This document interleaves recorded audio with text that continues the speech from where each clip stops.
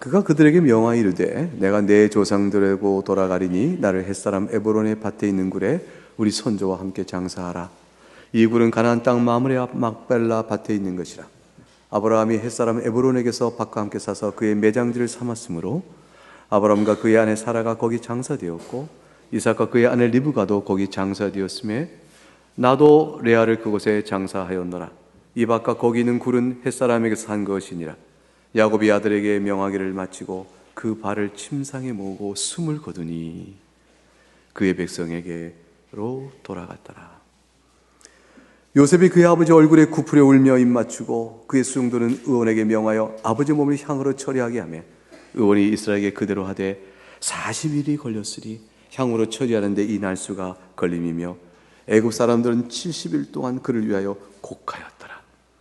곡하는 기간이 지나매 요셉이 바로의 궁에 말하여 이르되 내가 너에게 은혜를 입었으면 원하건대 바로의 귀에 아뢰기를 우리 아버지가 나로 맹세하게 하여 이르되 내가 죽거든 가나안 땅에 내가 파놓은 묘실에 나를 장사를 하였나니 나로 올라가서 아버지를 장사하게 하소서 내가 다시 오리다 하라 하였더니 바로가 이르되 그가 너에게 시킨 맹세대로 올라가서 내 아버지를 장사하라. 요셉이 자기 아버지를 장사로 올라가니 바로의 모든 신하와 바로 궁의 원로들과 애굽 땅의 모든 원로와 요셉의 온 집과 그의 형제들과 그의 아버지 집이 그와 함께 올라가고 그들의 어린아이들과 양떼와 소떼만 고센 땅에 남겼으며 병거와 기병이 요셉을 따라 올라가니 그때가 심히 컸더라. 그들이 요단강 건너편 아닷타당 마당에 이르러 거기서 크게 울고 애통하며 요셉의 아버지를 위하여 7일 동안 애곡하였더니 그 땅 거민 가나안 백성이 아닷 마당의 애통을 보고 이르되 이건 애굽 사람의 큰 애통이라 하였으므로 그 땅 이름을 아벨 미스라임이라 하였으니 곧 요단강 건너편이더라. 야곱의 아들들이 아버지가 그들에게 명령한 대로 그를 위에 따라 행하여 그를 가나안 땅으로 메어다가 마므레 앞 막멜라 굴에 장사하였으니 이는 아브라함이 헷족속 에브론에게 밭과 함께 사서 매장지를 삼은 곳이었더라. 요셉의 아버지를 장사한 후에 자기 형제와 호상군과 함께 애굽으로 돌아왔더라. 요셉의 형제들이 그들의 아버지가 죽었음을 보고 말하되 요셉이 혹시 우리를 미워하여 우리가 그에게 행한 모든 악을 다 갚지는 아니할까 하고 요셉에게 말을 전하여 이르되 당신의 아버지가 돌아가시기 전에 명령하여 이르시기를 너희는 이같이 요셉이 이르라 네 형들이 네게 악을 행하였을지라도 이제 바라건대 그들의 허물과 죄를 용서라 하셨나니 당신 아버지의 하나님의 종들인 우리 죄를 이제 용서하소서 하며 요셉이 그에게 하는 말을 들을 때 울었더라. 그의 형들이 또 친히 와서 요셉의 앞에 엎드려 이르되 우리는 당신의 종들이니이다. 요셉이 그들에게 이르되 두려워하지 마소서 내가 하나님을 대신하리이까. 당신들은 나를 해하려 하였으나 하나님은 그것을 선으로 바꾸사 오늘과 같이 많은 백성의 생명을 구원하게 하시려 하셨나니 당신들은 두려워하지 마소서 내가 당신들과 당신들의 자녀를 기르리다 하고 그들을 간곡한 말로 위로하였더라. 요셉이 그의 아버지의 가족과 함께 애굽에 거주하여 110세를 살며 에브라임의 자손 3대를 보았으며 므낫세 아들 마길의 아들들도 요셉의 스라에서 양육되었더라. 요셉이 그의 형제들에게 이르되 나는 죽을 것이나 하나님이 당신들을 돌보시고 당신들을 이 땅에서 인도하여 내사 아브라함과 이삭과 야곱에게 맹세하신 땅에 이르게 하시리라 하고 요셉이 또 이스라엘 자손에게 맹세시켜 이르기를 하나님이 반드시 당신들을 돌보시리니 당신들은 여기서 내 해골을 메고 올라가겠다라 하였더라. 요셉이 110세 죽음에 그들이 그의 몸에 향제를 놓고 애굽에서 입관하였더라. 하나님의 말씀입니다. 하나님께 감사합니다. 이제 주의 말씀을 전하겠습니다. 오늘 본문의 시작은 야곱이 숨을 거두니라는 내용으로 시작됩니다. 야곱이 지정한 매장지는 29절에 나와 있죠. 49장 29절에 햇사람 에브론의 밭에 있는 굴, 우리 선조 그곳에 함께 장사라고 했습니다. 왜 이곳일까요? 그것은 30, 31절에 설명해줘요. 이 굴은 가나안 땅 마므레 막벨라 밭에 있는 것인데 아브라함이 산 것이에요. 돈 주고 샀다 되어 있어요.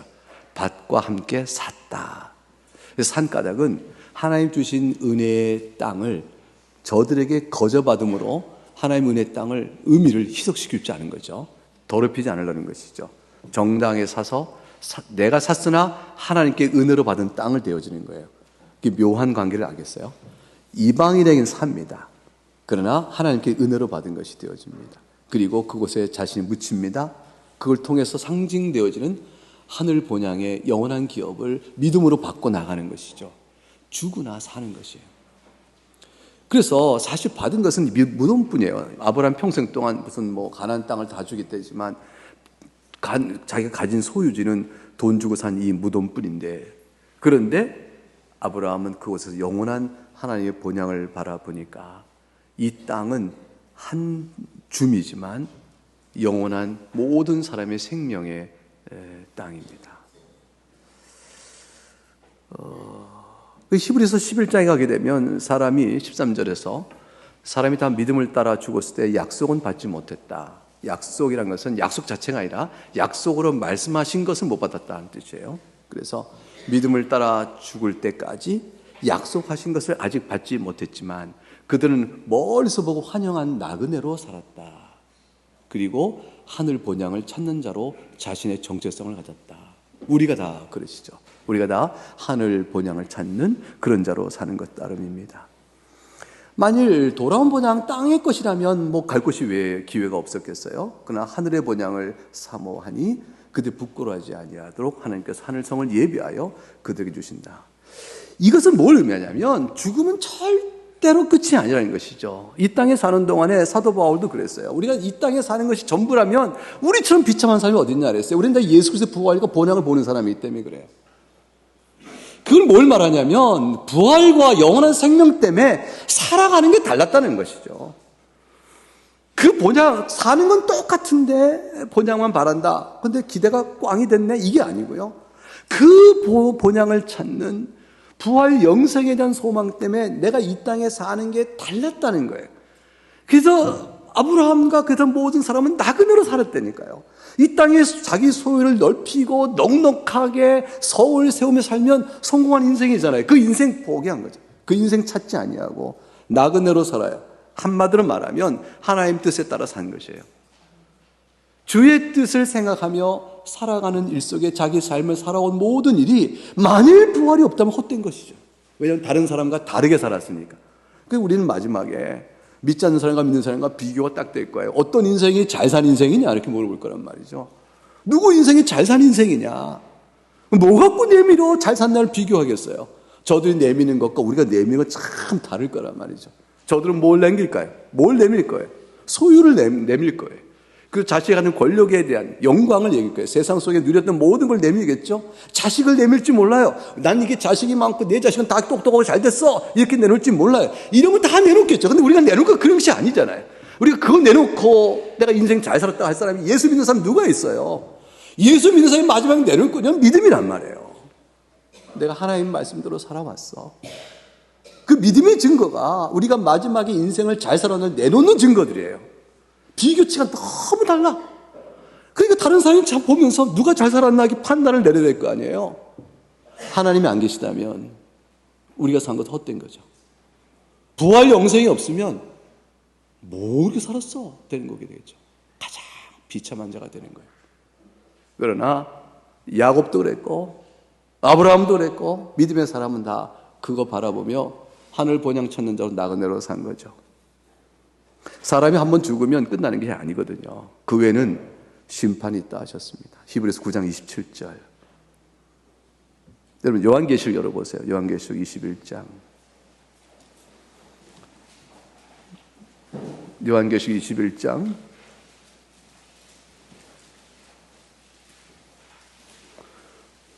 6절부터 8절까지 말씀 같이 읽어보겠습니다. 시작. 또 내게 말씀하시되 이루었도다. 나는 알파와 오메가요 처음과 마지막이라. 내가 생명수 샘물을 목마른 자에게 값없이 주리니 이기는 자는 이것들을 상속으로 받으리라. 나는 그의 하나님이 되고 그는 내 아들이 되리라. 그러나 두려워하는 자들과 믿지 않은 자들과 흉악한 자들과 살인자들과 음행하는 자들과 점술가들과 우상숭배자들과 거짓말하는 모든 자들은 불과 유황으로 타는 못에 던져지리니 이것이 둘째 사망이라. 사랑하는 여러분, 죽은 다음에 심판이 있고요, 둘째 사망이 있어요. 이 둘째 사망을 당하는 자들이 있어요. 믿지 않은 자들이에요. 하나님의 은혜의 용서를 받지 않은 자를 뜻하죠. 예수 그리스도로 인하여 죄사함의 용서를 받지 아니한 자들, 거짓말한 자들, 그리고 그 악들의 내용들은 나열하면 책 한 권을 써도 부족합니다. 그 제목 하나를 상세히 적으면 책 한 권도 부족하겠죠. 그런 자들은 다 둘째 사망이라. 육체 가운데 죽는 죽음이 첫째 사망이면 영원한 죽음에 심판 때 던지는 둘째 사망이 있습니다. 그런데 믿는 자는 하늘 본향 사모하며 예수 안에서 살아간 사람들, 이 둘째 사망이 없습니다. 생명수 샘물을 목마른 자에게 값없이 주시는 은혜를 받아 영원한 생명을 받고 하나님은 나의 하나님이요 내가 그의 아들이 됨으로 살아가는 것이죠. 사랑하는 교회 여러분, 우리는 죽을 때 우리의 몸을 땅에 묻는 게 아니에요. 우리의 죽음으로 땅에 묻는 것이 아니고 부활의 생명의 몸을 묻는 것이에요. 우리의 무덤의 장소는 죄로 인해 죽는 죽음이 아니고 우리의 죽음은 영생으로 들어가는 용서받은 자의 죽음이기 때문에 우리의 죽음은, 성도의 죽음은 죄 용서 받아서 율법의 정죄 아래 있는 죽음이 우리에게 미치지 못해요. 그런데 우리가 죽는 것은 영원한 생명을 누리게 되는 절차상의 과정이에요. 그래서 우리의 죽음은 부활의 영원한 생명에 우리를 묻는 것입니다. 여러분 장사 지냄, 여러분의 몸의 장사를 어디다 하겠어요? 땅에 하시겠어요? 하늘에 하시겠어요? 그것의 차이가 있는 거죠. 하늘 본향을 사모하며 나를 그곳에 묻어라. 야곱의 이 유언은, 그 많은 것 중에 그 유언은 나를 하늘에 묻어라, 그렇게 되어지는 것이죠. 야곱이 죽고 난 뒤에 야곱의 아들들, 요셉의 형제들이 불안해합니다. 아버지 얼굴 보고 요셉이 우리를 다루지 않았지만 아버지가 이제 세상에 떠나셨으니 우리가 요셉에 향한 악을 인하여 요셉이 우리의 과오에 대해 벌을 내리면 어쩌는고 하고 두려워합니다. 부모 생전의 형제죠. 부모님 안 계시면 형제 간에도 관계가 멀어지고, 부모님 계실 땐 찾아가는 고향이 부모님 안 계시면 형님 보려 찾아가긴 드물드물해지고 그런 거잖아요.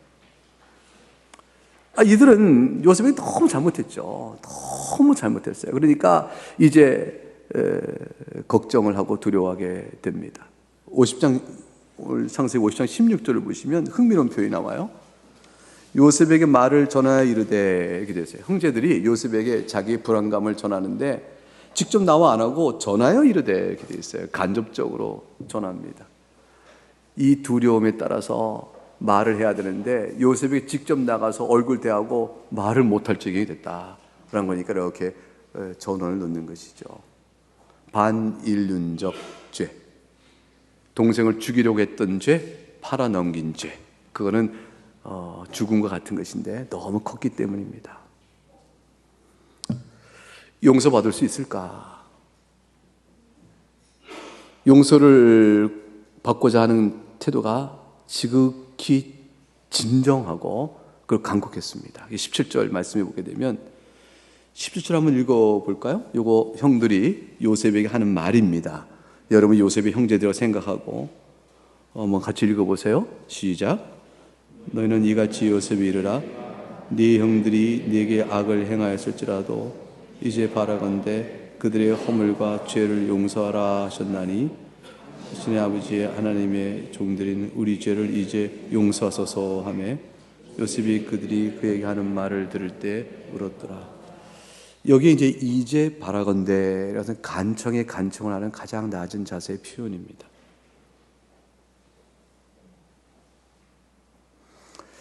이렇게 말을 전하면서 자신들이 행한 말을 허물과 죄다라고 말하고 있어요. 그렇죠? 17절 보니까 허물과 죄를 용서하라. 허물과 죄로 죽었던 우리를 누가 용서하시고 살리셨죠? 예수 그리스도께서.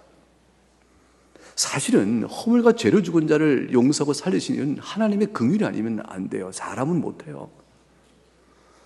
사람이 자신에게 해를 끼친 자의 허물과 죄를 용서한다는 것은 이건 사람으로 할 수 있는 일이 아닙니다.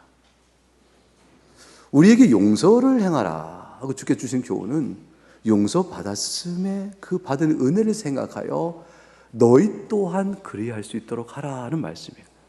자연적 능력으로 사람의 본성값으로 이렇게 용서하는 일은 못합니다. 사람이 용서한다고 하여 허물과 죄가 없어지는 것도 아니에요. 하나님 앞에서 허물과 죄가 사함받지 못하면 사람이 용서한다고 또 지워진 것도 아니죠. 요셉 반응이 어땠을까요? 당신의 종들이다라는 고백은 내가 당신의 뜻대로 살겠습니다 라는 것이니 이제 우리의 죄를 다스려 어떤 형벌을 내려도 당신은 옳고 우리는 그릇됩니다. 어떤 형벌도 받겠습니다라는 고백을 한 거죠.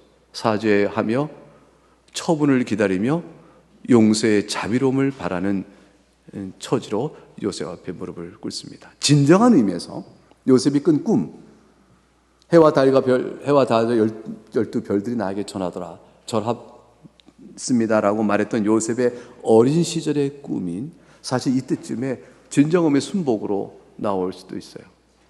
요셉의 긍휼이 자신의 생명이 되어진 상황인 것이죠. 요셉이 뭐라고 말을 했습니까? 17절 반응이 어땠습니까? 맨 마지막에 요셉이 그들이 그에게 하는 말을 들었을 때 뭐라고 돼 있어요? 울었더라. 왜 울었을까요? 요셉은 왜 울었을까? 왜 울었을까? 그것은 이제 형들이 내 꿈이 이루어졌고 당신에게 엎드려 종이입니다 라고 하는 그 사실을 보니 하나님께서 드디어 내 꿈을 이뤘구나. 나는 이제 꿈을 이룬 승리자요 성취자가 됐어. 이런 식으로 인한 감사와 감동으로 우는 울음은 절대로 아니죠. 그건 절대 아닐 거예요. 왜냐하면 애굽에 온 지 이미 17년 세월이에요.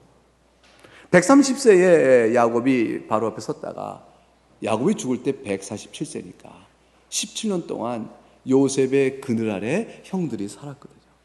그러니까 그동안에 이미 요셉은 총리요 형들에게 존경과 이렇게 높임 받았기 때문에 하나님의 말씀 꿈의 성취는 사실은 이미 그때 이루어진 것이죠.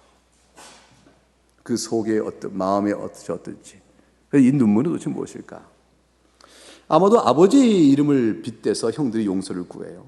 자기들 불쌍히 여길 걸 구합니다. 그러니까 아버지의 마음이 형들의 간접적인 전언을 통해서 들어봤을 때 요셉의 마음속에 복받치는 감정이 있을 수도 있겠죠. 그런데 가장 큰 이유는 이미 용서했는데 자신을 두려워하는 형들의 모습을 보고 슬퍼하는 눈물일 수 있어요. 형! 난 형 다 용서했어.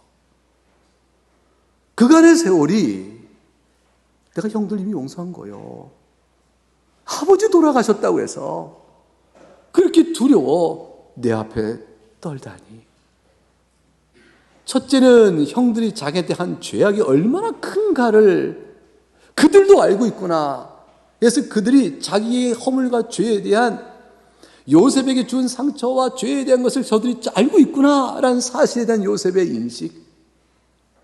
두 번째는 이미 그걸 용서했는데, 그거를 덮었는데, 그걸 더 이상 묻지 않는데 이제 형벌을 받을까 싶어 두려워하는 저들의 두려움. 사실은 요셉은 자기의 용서와 하나님의 용서는 별개죠. 요셉은 개인적으로는, 인간적으로는 요셉은 자신의 하나님의 어떤 믿음 안에서 형들을 덮습니다. 그러나 하나님 앞에서의 용서는 저들이 감당할 몫이에요. 죄사함의 은혜를 주께로부터 받아야 되는 일이 있죠. 주께서 죄사함의 은혜를 우리에게 어떻게 베풀어 주십니까? 하나님 앞에 회개하여 주의 법도 앞에 회개하고 돌아서는 일들을 통해서 받게 될 것이에요. 사람이 용서를 구하지만 하나님께 용서를 구하지 않는 자의 이런 미련한 자죠. 그거는 위기, 살아가는 이 땅에 모면하고자 하는 것이지 주 앞에 용서를 구하지 아니하니 영원한 심판은 여전히 남는 문제가 되었잖아요. 세상에 믿지 않는 자들은 당장의 어려움을 피하려고 사람이 용서를 구하나 하나님 앞에 죄의 용서를 구하지 않습니다. 그러나 요셉은 이제 저들과의 관계 속에서 자신의 용서와 하나님의 용서로 저들을 이끌어가게 되어집니다. 그래서 19절과 21절 이렇게 말을 하기 시작합니다. 19절과 21절을 같이 읽어봅니다. 주의 말씀을 시작. 요셉이 그들에게 이르되 두려워하지 마소서 내가 하나님을 대신하리이까 당신들을 나를 해하려 하였으나 하나님은 그것을 선으로 바꾸셔 오늘날 같이 많은 백성의 생명을 구원하게 하시려 하였으니 당신들은 두려워 마소서 내가 당신들과 당신들의 자녀를 기르이다 하고 그들을 간곡한 말로 위로하였더라. 요 세 절로 되어 있는 요셉의 말 속에 세 가지 정도가 내용이 잡힙니다. 첫째는 19절의 말씀 속에서 하나가 잡힙니다. 그게 뭐죠? 내가 하나님을 대신하리까 라는 표현 속에 담겨있는 심판권, 하나님의 심판권에 대한 고백입니다. 두 번째는 20절인데 당신들은 나를 해하려 했으나 하나님은 그것을 선으로 바꾸셨으며 오늘 같은 많은 백성의 생명을 구원하게 하시려 합니다. 구원하게 하시셨습니다. 라는 것과 관련된 하나님의 섭리를 통해 드러난 주권입니다. 하나님의 전적인 주권에 대한 고백이 있습니다. 그리고 세 번째는 21절인데 당신들 두려워 마세요. 내가 당신들과 당신 자녀를 기르리다 하고 간곡한 말로 위로하였다 되어 있죠. 이 말 속에 담겨 있는 것은 첫 번째, 두 번째 고백이 이어진 자기 적용이에요. 그게 뭐냐면 하나님의 심판을 내가 대신하지 않을 것이며 동시에 하나님께서 선한 목적에 따라 이와 같이 섭리와 이걸 이루시니 하나님의 주권 앞에 엎드려 살 뿐입니다. 하나님의 심판권과 주권에 대한 고백 속에서 그러한 믿음을 가진 나는 당신들과 당신의 자녀도 내게 주신 것으로 돌보며 기를 것입니다 라고 적용을 해나가는 것이에요. 이 세 가지가 요셉의 이 세 절의 고백 속에 압축돼 이게 요셉의 전체 믿음이에요. 이 믿음이 우리의 믿음이 되길 바랍니다. 이 믿음을 배워가는 것이 신앙 인생이에요. 예수님 처음 믿어서 어릴 때 또 청소년 때 예수님 믿고 눈물 흘리고 순례해서 주님 제가 믿어요 나 죄인 했던 그 신앙과 요셉의 신앙의 어마어마한 차이를 생각해 보세요. 어떤 배움과 연단과 인도함 속에서 이 신앙까지 커왔을까? 우리가 이 배움을 얻어가는 거죠. 우리 각각은 신앙의 수준이 다르고 경험도 다르고 그리하여 아마 이 고백대로 우리가 적용해 살지 어려울 수는 있어요. 아마 이 고백을 말로는 받아도 실제로 적용해 살아가기는 어려울 수 있을지 모릅니다. 그러나 하나님께서는요 우리에게 이 방향으로 이끌어 가셔요. 여러분의 삶의 자리 속에서 이 고백들이 어떻게 되어질까를 생각해 보셔요. 하나님의 심판권에 대한 요셉의 고백은 사실은 사도 바울이 로마서 12장에서 이미 말씀하신 그것과 같죠. 그 내용과 똑같아요. 요셉은 그 내용을 우리는 로마서 통해서 이렇게 배우면서 또 교훈받는데 요셉은 자기 생을 통해서 하나님의 섭리 가운데 그걸 다 이미 배워 고백하는 자가 되어 있네요. 이야기 속에 들어있는 요셉의 신앙 고백은 서신서에 이와 같이 설명으로 주어집니다. 내용을 보겠습니다. 로마서 12장 17절부터 21절이죠. 로마서 12장 17절에서 21절까지 말씀입니다. 한 절씩 나누어 읽고 끝절은 같이 읽겠습니다. 아무에게도 악을 갚지 말고 모든 사람 앞에서 선한 일을 도모하라 하시거든. 여기서는 모든 사람과 더불어 화목하라. 내 사랑하는 자들아 너희가 친히 원수를 갚지 말고 하나님의 진노하심에 맡기라. 기록되었을 때 원수 갚는 것이 내게 있으니 내가 갚으리라고 주께서 말씀하시니라. 네 원수가 줄이거든 먹이고 목마르거든 마시게 하라. 그리함으로 네가 횃수불을 그 머리에 쌓아 놓으리라. 같이 읽어요. 악에게 지지 말고 손으로 악을 이기라. 주님의 말씀입니다. 하나님께서 말씀하시기를 아무에게도 악을 악으로 갚지 말라 하십니다. 내게 악을 행한 자들을, 내게 해악을 끼친 자에게 똑같은 악으로 갚지 말라고 하시는 것이죠. 이것은 우리를 하여금 무슨 뜻일까? 죄를 지은 사람에게 죄를 물어야지. 죄를 지은 자에게 죄를 묻지 말란 말씀이신가? 그러면 너도 나도 방종하여 죄를 지은 일이 많고 악을 행한 자가 많으면 어찌 되는 말인가? 하나님께서 시민법적 질서를 무시하시는가? 이렇게 생각할 수 있죠. 시민법적 질서를 무시하는 것이 아니에요. 하나님이 정하신 질서대로 시민적 통치를 이루는 것은 마땅하니 하나님께서 왕에게 칼을 주신 것은 선을 장려하고 악을 제어하기 위함이라고 하셨어요. 시민법적 질서 안에서 이루어지는 죄악상에 대한 법적 심판이 아니라 개인적 사적 보복을 의미하시는 거예요. 그래서 개인적으로 감정이 견딜 수가 없는 거죠. 사적인 보복이나 과도한 보복이 치중되어 나타나는 악이 악을 낳는 형태로 당하는 일이 없도록 한 것이죠. 왜냐하면 이거를 제어하지 아니하면 악으로 인하여 상처받은 사람이 도리어 그 악을 악으로 갖게 되는 일을 겪게 될 때 나중에는 시작한 사람이 아니라 그 악을 악으로 갚는 사람이 더욱더 어려워지는 형편이 나타나게 돼요. 그래서 사기를 당했는데 빼앗긴 것도 아프거니와 그 사람이 너무 미워서 이놈아 하고 내리쳤더니 그 사람이 어떻게 돼요? 크게 다쳐요. 상해를 크게 입으면 그 상해 입은 형편에 따른 죗값이 나한테 물려와요. 나는 돈을 잃은 것도 아까워 죽겠는데 원통한데 상해의 죄가 더 덮어지는 거예요. 이런 일들이 벌어지는 모든 고통을 주님은 잘 아세요. 사람을 잘 아시기 때문에 악을 선으로 이겨버려야, 그래야 하나님의 심판권 안에서 그 자의 형편대로 벌받을 것이므로, 그래야 그 영혼의 평안과 위로가 있고 살아가는 능력이 있기 때문인 것이죠. 할 수 있거든 18절에 이렇게 말씀하셨어요. 할 수 있거든 너희로서는 모든 사람과 더불어 화목하라 하셨습니다. 왜 할 수 있거든 말이 붙었냐면요, 할 수 없어서 그래요. 이 너무 어려운 거예요. 세상에 죄범한 자 용서하는 일은 어려워요. 그리고 악을 선으로 갚는다는 것은 자연적 인간에게는 불가능합니다. 우리 자연적 인간은 다 죄 아래 있잖아요. 근데 악을 선으로 이기라는 것은 하나님의 뜻이거든요. 이건 영적 선이란 말이에요. 영적인 선을 구가할 수 있는 우리의 능력은 없어요.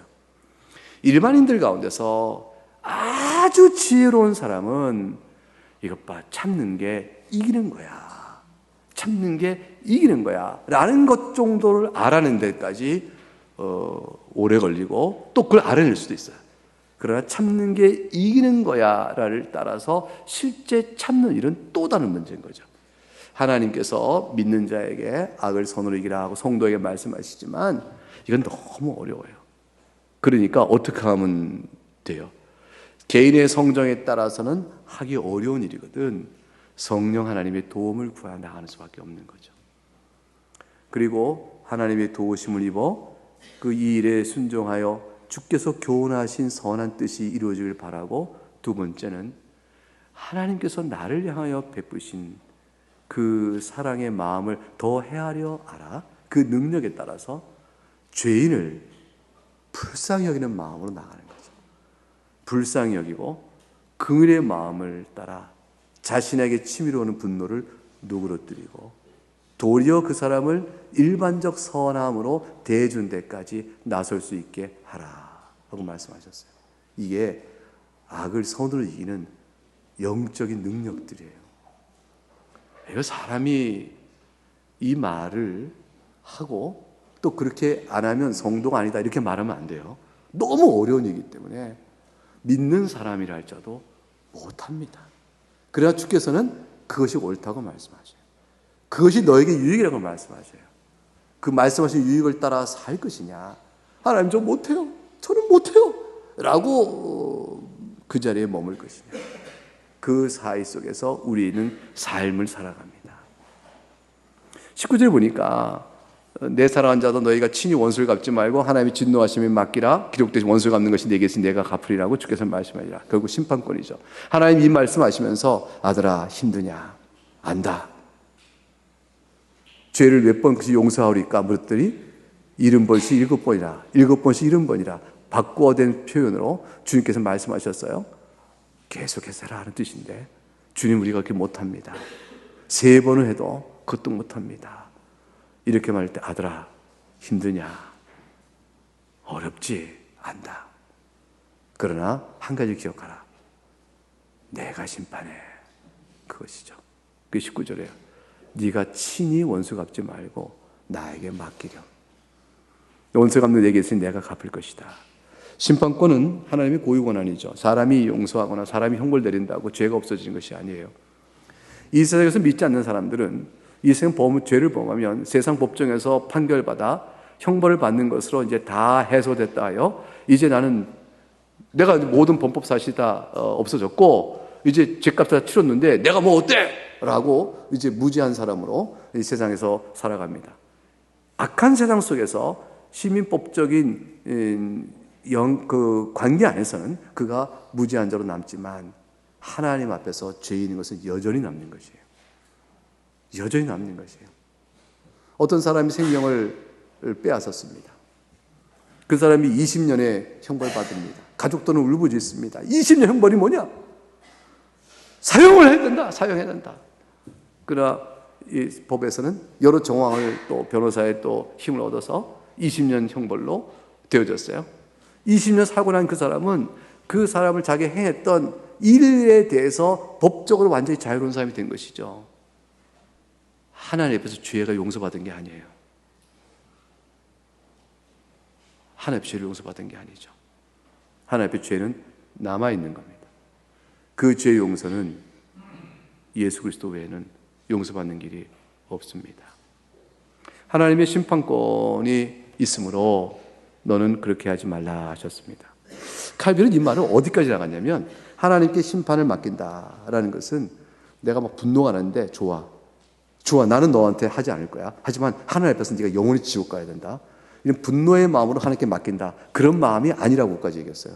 그럼 뭡니까 했더니 그 사람을 불쌍히 여기는 마음으로 하나님께 맡기는데 하나님께서 그의 뜻대로 집행할 것이니 라고 맡기는 것일 뿐 그를 하나님 손에 맡길 때 분노의 마음을 해소하는 장치로 쓰는 것은 아니다.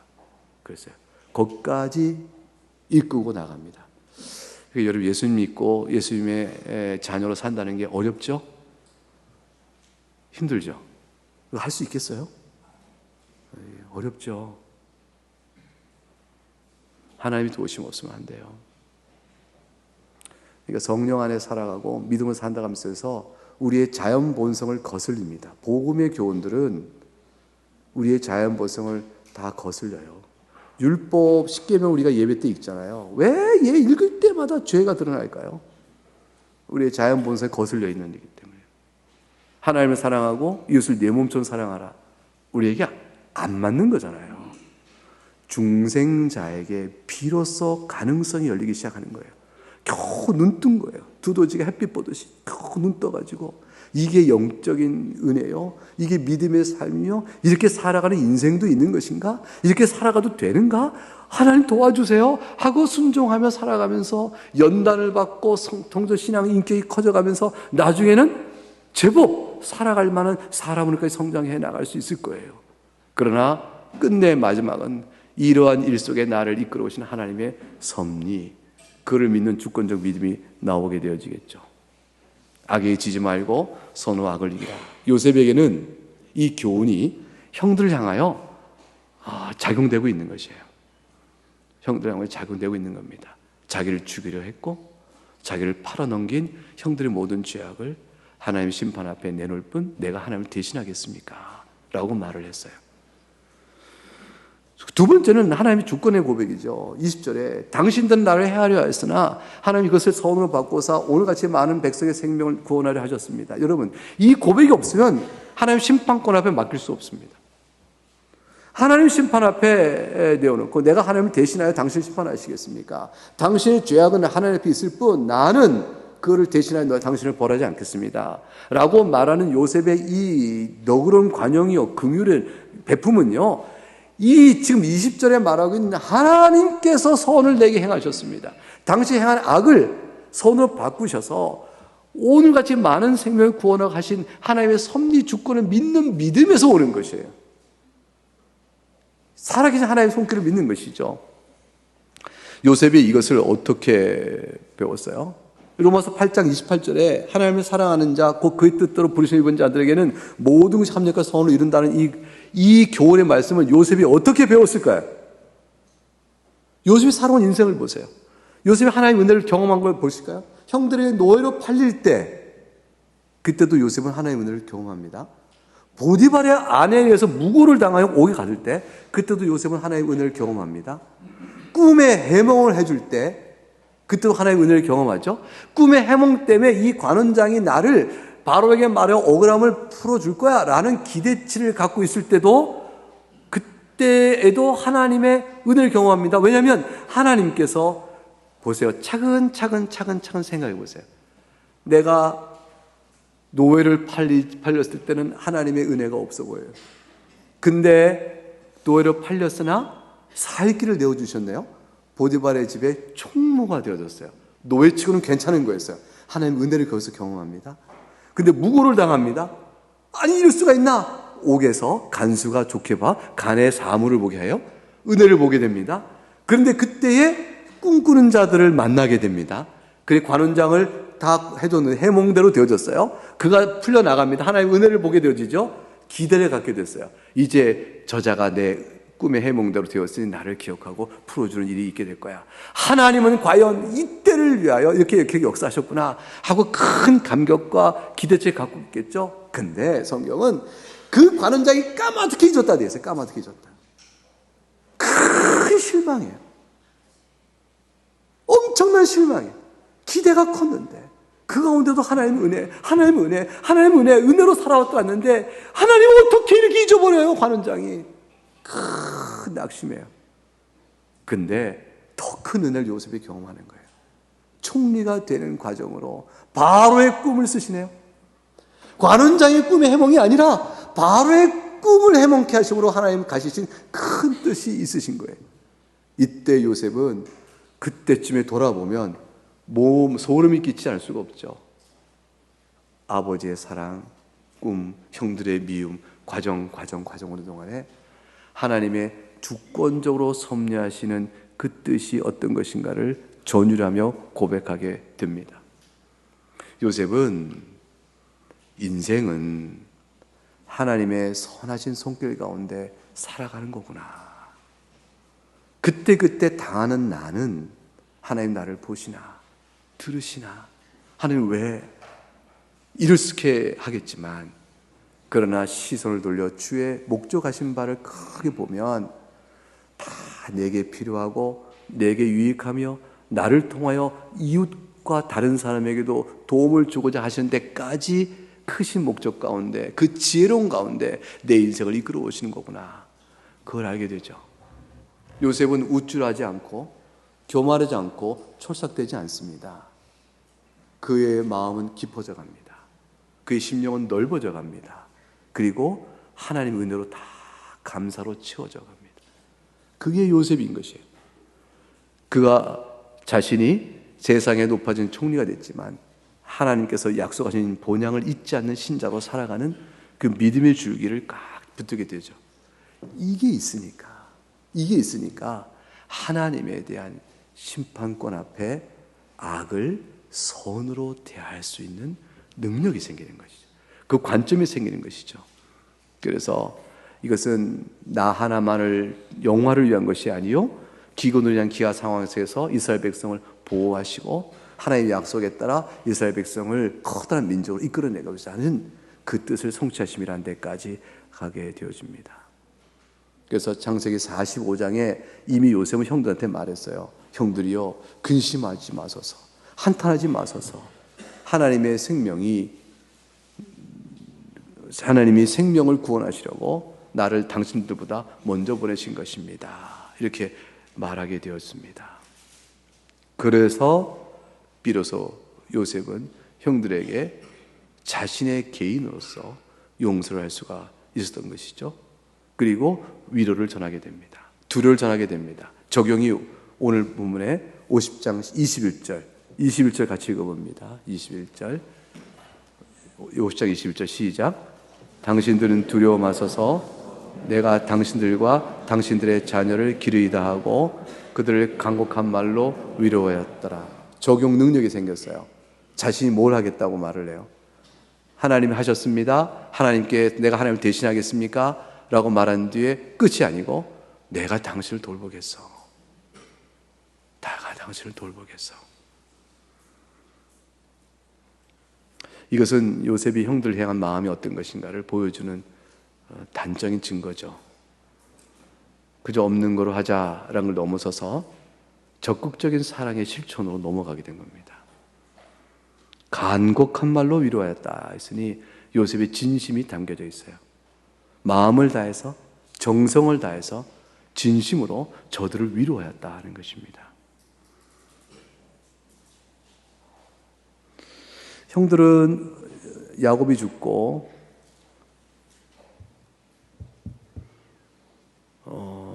야곱이 147세에 죽죠. 그때 요셉의 나이가 56세쯤 됩니다. 야곱이 147세 죽고 요셉은 110세에 죽어요. 그러니까 야곱이 요셉과 더불어 산 게 30년이에요. 아니죠, 17년이죠. 130세 바로 앞에 쓰고 147세 죽으니까 17년을 사는데, 근데 야곱이 바로 앞에 섰을 때 요셉의 나이가 39살이에요.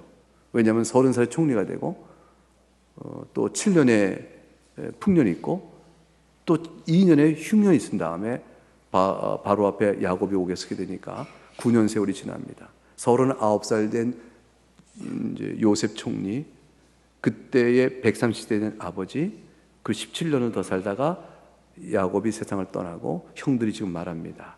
그럼 요셉의 나이가 결국 39에서 17을 더하면 어떻게 되죠? 56세가 되어지죠. 56세는 요셉의 나이고, 그리고 110세 요셉이 죽으니까 그 뒤로 몇 년, 54년의 간격이 있죠. 54년 동안 요셉은 형들을 극진히 돌봅니다. 그리고 자녀도 돌봅니다. 요셉은 변치 않았어요. 근데 요셉이 이제 성경의 오늘 본문은 요셉의 죽음을 끝으로 담고 있는데, 참 왜 요셉의 죽음으로 딱 끝났어요? 그리고 애굽에서 나오는 얘기는 출애굽기로 넘어가게 되어집니다. 우리 요셉이 남긴 유언을 한번 생각해 보세요. 24절과 25절을 보게 되면 아까 우리가 봤던 21절의 말씀이 그대로 반복됩니다. 아까 우리가 21절에서 당신을 두려워하지 마세요. 당신들과 당신의 자녀를 내가 기를 것입니다. 라고 강건파를 위로한 대로, 그런 대로 24절과 25절 같이 읽어보죠. 시작.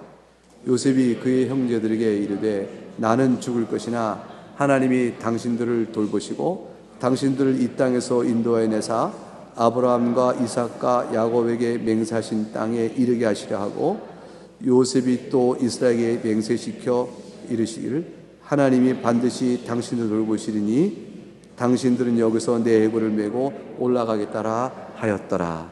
우린 뭘 볼 수가 있죠? 요셉이 과연 약속의 말대로 긴 세월 동안에 형들과 형들의 자손을 잘 돌봤다는 사실을 요셉의 마지막 유언 속에서 알 수 있고요.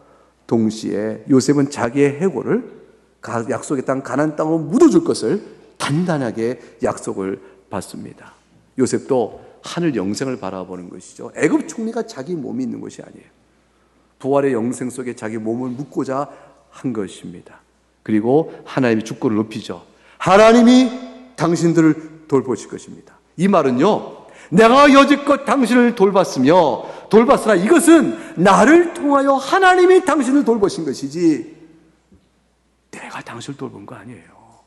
그 얘기를 담고 있어요. 그러므로 내가 없어도 하나님께서 여러분을 돌봐주실 것입니다. 라는 말을 놓고 있는 것이죠. 여러분, 그러면 내가 하나님을 대신하리까? 라는 말 속에 담겨 있는 요셉의 신앙은 무엇일까요? 그거는 첫 번째는 하나님의 심판권을 내가 대신 행하겠느냐, 형들의 두려움에 대하여 위로를 해주는 말이요, 나는 당신을 용서했어, 하나님의 심판권을 내가 대신하겠습니까? 라는 말이 되어지겠죠. 그런데 또 하나의 의미가 되어지는 것이요, 내가 당신을 돌봤으나 하나님이 나를 통해 돌보신 것이므로 내가 하나님을 대신하는 것이 아닙니다. 하나님이 당신들 돌볼 거예요. 나 없다고 두려워하지 마세요. 라는 말을 전해주는 것이 되어집니다. 우리는 각기 맡은 역할을 갖고 살아가요. 우리는 다 하나님의 일을 나름대로 합니다. 그리고 우리는 하나님 앞에 한 인생을 살아가기 때문에, 그러나 우리를 통하여 하나님이 일하시는 것이에요. 교회는 직분자를 세우고 각기 맡은 책임이 있죠.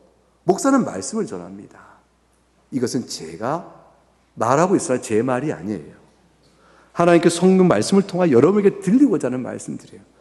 만일 제가 제 말을 섞어버리면 여러분은 그걸 필터링 할 것입니다. 왜냐하면 여러분 안에 말씀이 있고, 여러분 손에 말씀이 있고, 여러분에게 성령이 있고, 여러분에게 이미 배운 하나님의 올바른 지식이기 때문에 여러분, 내가 거짓된 말을 하면 여러분 걸어내셔야 돼. 오늘 목사님 이상한 말 하시네. 그러나 우리가 같은 말씀이 진리로 전해지게 되어지면 공명되어지고 승하여 성장하게 될 것입니다. 하나님께서 세워가시는 방식이죠. 하나님께서 일하십니다. 결국 임종에 이르게 되면 우리가 고백할 것은 두 가지입니다. 나의 죄를 용서하신 하나님을 생각하며 그간의 새로운 삶 속에서 주님 가르친 기도 속에서 우리가 우리에게 죄 지은 자를 사해 준 같이 우리 죄를 사하여 주옵시고. 왜 주님께서 그 많은 인생의 일 가운데서 이 얘기를, 요거를 주님 가르친 기도문에 기도의 내용으로 담으셨을까? 일용할 양식을 주시옵고 먹고 사는 일 속에서 두 가지인데, 몸과 영혼인데, 그 우리의 모든 삶 속에서 먹고 사는 인생, 그래 돼야 우리가 살아가잖아요. 근데 인생이 살아가면서 겪는 일 가운데 하나님 앞에 엎드려 기도할 때 우리가 다 오는 것은 죄의 용서란 말이에요. 내가 하나님께 죄의 용서를 받듯이 그 믿음 안에 사는 인생 속에 허다한 일은 다 용서와 맞물려요. 여러분 인생의 고통과 슬픔과 아픔과 괴로움 다 뭐하고 얽혀져요? 결국은 용서의 문제와 얽혀져요. 그것이 여러분을 괴롭게 하고, 그것이 용납할 수 없고, 그것이 분함을 갖게 되고, 그것이 여러분의 마음을 갉아먹는 거죠. 결국 두 가지를 모아지는 것이죠. 일용할 양식을 구하는 것과 영의 양식은 하나님의 베푸신 긍휼 안에 베푸신 용서를 바라보며 이 땅 속에 하나님이 나를 어떻게 이끌어 오시는가, 그 한 가지 남는 거예요. 죽을 때까지 일을 가는 것은 미련한 인생이죠. 하나님의 주권 앞에 겸손히 인정하면서 나를 돌보셨다. 사는 동안에 그 섭리를 생각하고 오시면서 내 인생을 돌보시는 하나님의 손길 앞에 감사하면서 내가 하나님을 대신하겠는가 라는 말로 하나님의 주권과 심판권과 모든 걸 찬송하며 믿음의 인생을 마치는 것이죠. 여러분에게 이 신앙이 있는가? 여러분은 믿음을 어떻게 생각하는가? 여러분 삶의 자리 속에 이 말씀은 어떻게 적용되는가? 그래서 오늘 성경 말씀 우리에게 묻고 계십니다. 적용하기를 바라고 계십니다. 여러분의 모든 신앙 고백이 되기를 주의 이름으로 축복합니다. 찬송하겠습니다. 사랑하는 교회 여러분, 주님이 우리의 승리의 주이십니다. 우리에게 하늘의 기쁨을 넉넉히 주시고 이 땅에 살면서 누리라 말씀하시고, 그러기 위하여 용기를 내라 말씀하시고, 할 수 있거든 하셨습니다. 우리로서 못하는 줄 아십니다. 우리로서로 거부되는 마음을 아십니다. 그러나 성령 하나님께 은혜를 구하고 도움을 구하고 나아라 말씀하시죠. 우리의 소망 되신 주님, 주께서 우리와 늘 함께 하심으로 여러분의 삶의 자리 속에서 오늘 말씀 주는 교훈을 따라 내어놓고 도우심을 구하는 여러분 될 수 있기를 바랍니다. 각자 기도하겠습니다.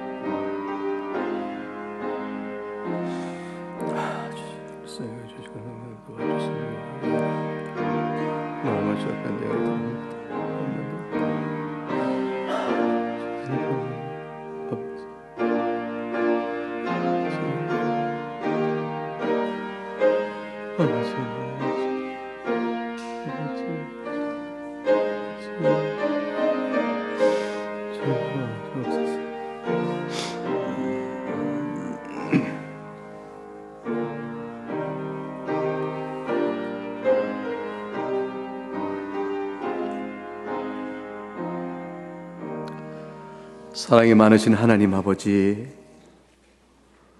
요셉의 일생이요 야곱의 일생이요 그 삶 속에 드리워진 하나님의 그 지혜로우심과 긍휼과 자비로움의 풍성함을 봅니다. 요셉이 자신의 인생을 마치면서 내가 총리까지 이루었다 하는 말 속에서 자기의 자부심과 인생의 기쁨을 조금도 말하지 아니하고 하나님께 자기 인생을 어떻게 이끌어 오셨는지 그 선하신 손길, 주권적 섭리에 대해서 감격해하면서 자기 삶 속에서 굽이굽이 그때마다 하나님께서 용납하시고 은혜를 베푸시고 선하게 붙들으심을 감사하면서 형들에 대하여서도 그와 같은 하나님의 돌보심 앞에 맡기는 믿음을 봅니다. 우리 또한 같은 인생을 살아가며 같은 신앙길을 걸어가는데 삶의 자리는 각각 다르겠지만 하나님의 은혜 가운데 있는 줄 믿습니다. 하나님 아버지, 우리에게 이 믿음의 해안이 더 자라게 하시고 보고 머리로 깨달을 뿐더러 마음으로 받을 수 있게 하시고 그리고 그로 인하여 우리가 주의 나라에 이를 임종의 그 시점에 하나님의 정말로 놀라운 지혜와 섭리 가운데 나를 사랑하시사 생사화복, 좋은 일, 나쁜 일, 기쁜 일, 슬픈 일들이 다 파여져서 하나님의 크심과 나를 향한 자비로우심과 그 은혜를 찬송토록 하시는 것을 알고 주 앞에 나갈 수 있기를 원합니다. 우리는 하나님의 이 말씀의 권면을 들을 때에 마음에 상처가 됩니다. 하나님 할 수 없습니다. 근데 이 말을 우리에게 주심은 우리를 또한 정죄하심입니까? 라고 우리는 주 앞에서 엎드려 가슴을 부여앉습니다. 하나님이 우리를 다 아시고 연약한 우리를 아시면서 할 수 있거든 너희로서 모든 사람과 더불어 화목하라 하셨사오니 주께서 도우실 것을 약속해 주심으로 바라봅니다. 하나님께서 당신들을 돌보실 것입니다 고백했던 요셉, 하나님의 돌보심 앞에 우리의 마음을 내어놓고 사랑하는 모든 교우들의 마음을 올려드리오니 주여 우리 가운데 역사해 주시옵소서. 하나님 홀로 영광 받으실 바라옵고 주 예수 그리스도 이름으로 감사하며 기도합나이다. 아멘.